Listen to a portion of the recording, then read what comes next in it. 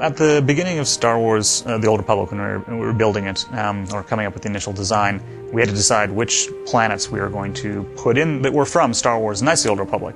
Taris would be a really cool planet to put in there because it was totally destroyed in the first game. When we decided to destroy Taris in Knights of the Old Republic, we did so because we felt we really needed an impactful moment from the main villain of the game. So Malak had to come across as someone despicable. We cannot risk her escaping Taris. Destroy the entire planet. We thought the best way to do that was to give you this world that you had experienced and discovered and come to love, and then have him destroy it right in front of you.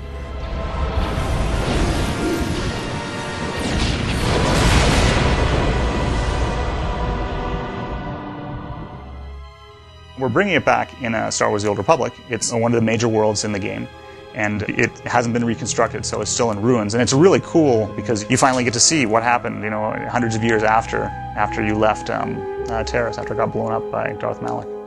When we first heard about Taris, it was definitely one of the coolest things we'd heard, because in my opinion, Taris is possibly the most iconic planet on the original KOTOR. It's definitely the most memorable. Everybody knows what happened to Taris. It doesn't end very well. How do we sell the fact that Taris was a city planet, and then all these thousands of years later, what does it look like then? We were kind of balancing city planet destroyed along with, it's kind of a swampy, what would it look like now? Because it's not just a bunch of ruins out there, it's actually a city planet that people are familiar with. The general story of Taris right now is it's been in ruins for hundreds of years. The rat ghouls, which are one of the big enemies in the sewers of the original Taris and Knights of the Old Republic, are rampant around the planet. So the rat ghouls, they've evolved over the past 300 years, just in ways where their ferociousness, just the kind of attacks and the kind of things that they're going to do, just seem that much more vicious. They're particularly challenging because they came from what were humans, so bipedal creatures, but because they're encompassed with this disease, they're sort of bent over and twisted. And that was something that we had in the original KOTOR, and we wanted to bring that forward into TOR as well. Where our animators really shine is where they can use different references to various different kinds of animals and creatures. So the rat ghouls, stem from kind of ape-like movements, almost like a big giant, gorilla or something like that. And then, how you'd mix that with a human and how it would move. The story of Taris in the Old Republic is a very interesting one.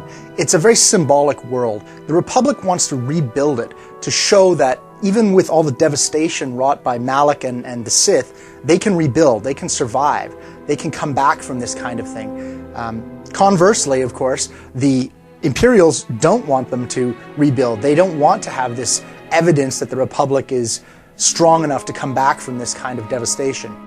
The original plan for Taris was to have a giant swamp, but once we actually started blocking Taris out, we really started to push what we could do with the verticalness. And then everybody saw, they're like, oh my god, that looks great, and so we just kept going and going and more, and eventually we got to where everybody saw it and they're like, wow, that's definitely Taris. Taris is one of the more interesting worlds in the Old Republic, not just because it's an old world from Knights of the Old Republic, but also because it's a type of world that hasn't been explored in video games very often, which is this huge Coruscant-like or metropolitan-like city that's been completely wiped out. So you have all these huge skyscrapers that have been destroyed and toppled, and you have these incredible vistas, you have these incredibly unique areas to explore. It's just a very unique looking planet, and I think people are going to be impressed with it. I know that it's one of our favorite planets here on the team. One of the great things about the original Knights of the Old Republic games was players were able to make an impact on the Star Wars galaxy. They were able to leave their mark on this wonderful setting. And in the Old Republic MMO, we're trying to make sure we recapture that spirit, that importance of the player. So whether you're a Republic faction or an Imperial player, you are going to get a chance to make a real difference. You get to determine what is going to happen to this world, and it will be reflected in what happens in the game. Your choices actually make a difference.